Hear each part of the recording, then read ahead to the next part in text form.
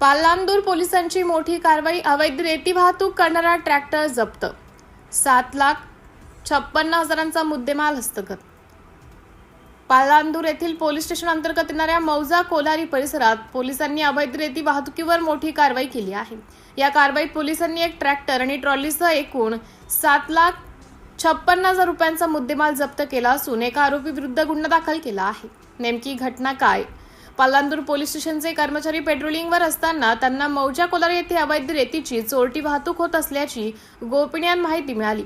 या माहितीच्या आधारे पोलिसांनी परिसरात छापा टाकला असता निळ्या रंगाचा स्वराज्य कंपनीचा ट्रॅक्टर क्रमांक MH36 AR 2977 विना क्रमांकाच्या लाल रंगाच्या ट्रॉलीसह रेती नेताना आढळून आला.